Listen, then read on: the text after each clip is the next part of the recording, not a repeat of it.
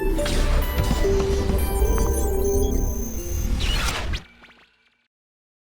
number one goal that the world as a consensus is trying to achieve by the year 2030 is to eradicate poverty. That clearly will requires economic growth. And for growth, you need liquidity. And as we've heard, even at this conference, our key elements that we require in our economy now is inflow of investments, inflow of foreign exchange in particular. And I think I agree very much that that is the way to go. In terms of our fiscal policy, we are constrained.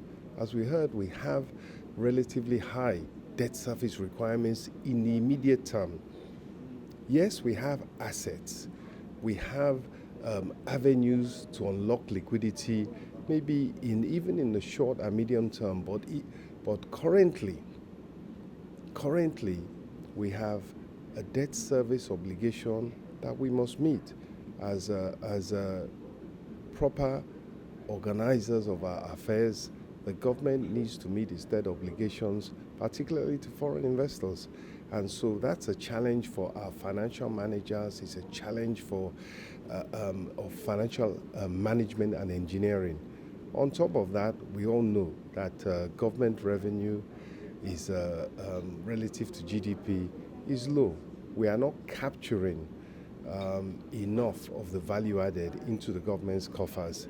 And so that's a question of widening the tax net. In terms of monetary policy, there have been critical and imaginative interventions by the governor of central bank to try and get liquidity into key areas to get the economy growing. So we have these intervention funds which are at relatively low interest rates. However, those are, I would say, important, but piecemeal approach to what we require a global solution to. And I think it is, as others have done, India, Saudi Arabia, and even China, that is still an emerging economy, still classified as emerging economy. They have found a way of having large-scale foreign direct investment, and they've undertaken large-scale liberalization of the economy in order to attract investment.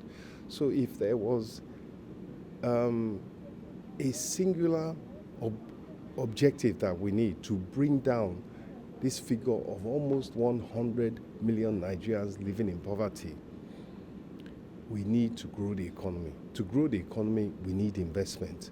And the best and quickest way we can get investment that will really impact growth and poverty is attracting foreign investment, foreign liquidity, including that of Nigerians abroad. You can't sit down and wait for investors to arrive. You must offer them something.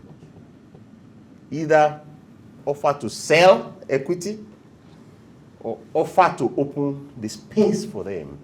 It could be in civil aviation, it could be in any. Speak and say, you can own 25%, you can own 49%, and engage. And then you engage your diaspora. If you do that and investment is coming in, you can float the naira. But if you neglect to do that, and the investment is not coming in, you can only float the naira to your own peril. So it's never about the exchange rate. It's always about the balance of demand and supply. What can we resolve as a new direction framework of fiscal policy that can really galvanize growth and attract these investments we've talked about? I think we have plans upon plans, but the reality is, if you look at the ARGP, the average rate of growth that was needed was about 4.6%. In the first year, I think we got minus 1.6. In the second year, 0.8. In the third year, we've got less than 2%, maybe 1.9%. In the fourth year, maybe we'll get about 2% as well. So therefore, even the targets that we have set ourselves, we are missing them.